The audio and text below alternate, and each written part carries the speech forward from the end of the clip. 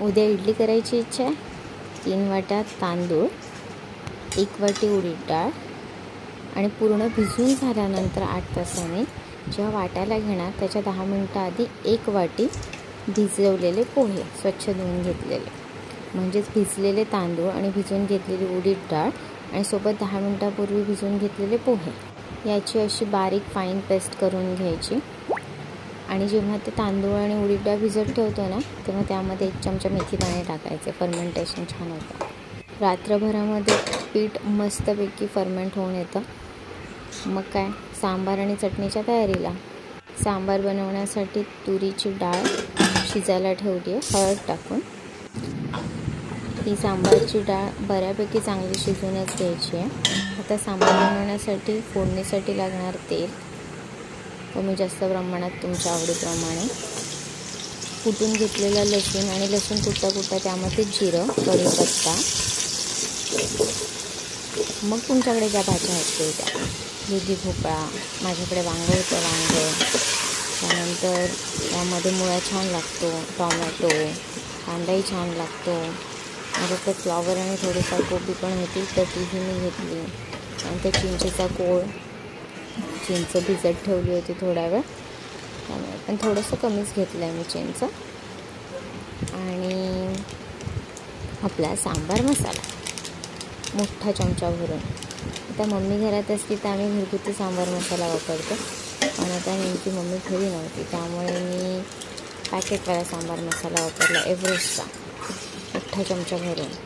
आणि शिजून घेतलेली डाळ.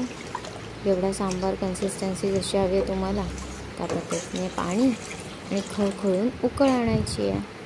घरचा घरगुती मसाला, चवीनुसार मीठ आणि थोडीशी साखर किंवा तुम्ही गुळही टाकू शकता. हे फर्मेंट झालेलं पीठ रात्रभरामध्ये एवढं छान फर्मेंट होऊन आलं आहे ते. आता इडल्यांसाठी पाणी गरम करायला ठेवायचं आहे.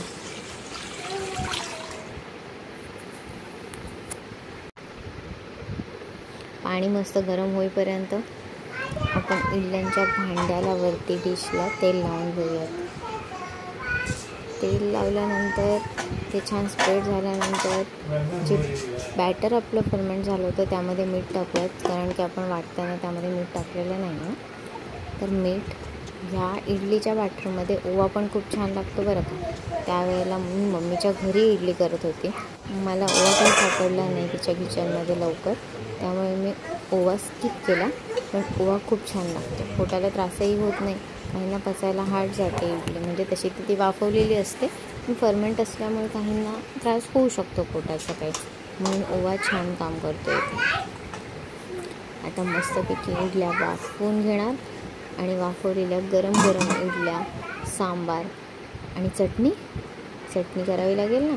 चटणीसाठी साहित्य: पुदिना, चणे घेतलेत भाजलेले चणे, आलं, मिरच्या, कढीपत्ता, लसूण, कोथिंबीर आणि ओलं नारळ. हे सर्व साहित्य मस्तपैकी बारीक वाटून घेणार आहे. चवीनुसार मीठ, थोडीशी साखर, खूप छान लागते त्यामध्ये. आणि आपण जो सांबार बनवला होता ना त्यामध्ये कधी कधी बटाटा पण छान लागतो, पण तो गाळ नको होऊन जायला इतर भाज्यांसोबत, म्हणून तो एंडिंगला टाकायचा.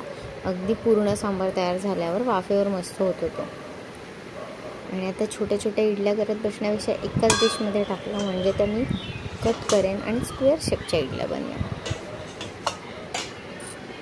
आधीसाठी छोट्या छोट्या इडल्या.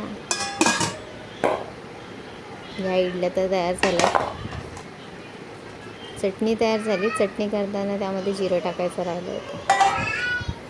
तयार आहे आपली इडली.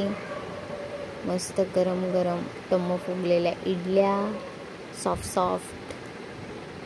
मस्त असतो तो इडलीचा नाश्ता.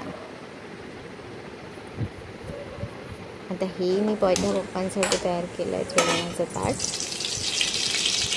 पटकन चटणीला फोडणी देऊन घेते. कढीपत्ता आणि मिरचीची फोडणी, राई टाकणार आहे त्यामध्ये, हिंग, हळद आणि आपण चटणी जी वाटून घेतली ती.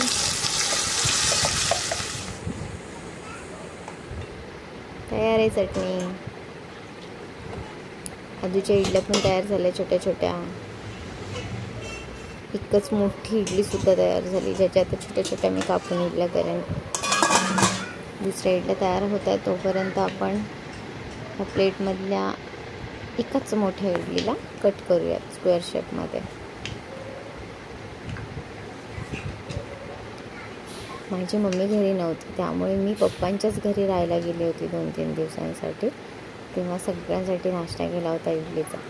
मस्त सोपा, पटकन होणारा, सगळ्यांना आवडणारा. माझं तर फेवरेट आहे इडलीवाला दिवस नेहमीच. गरम गरम सांबार आणि चटणी. पप्पांचं ताट रेडी आहे. माझ्या पद्धतीने इडली तुम्ही पण करून बघा.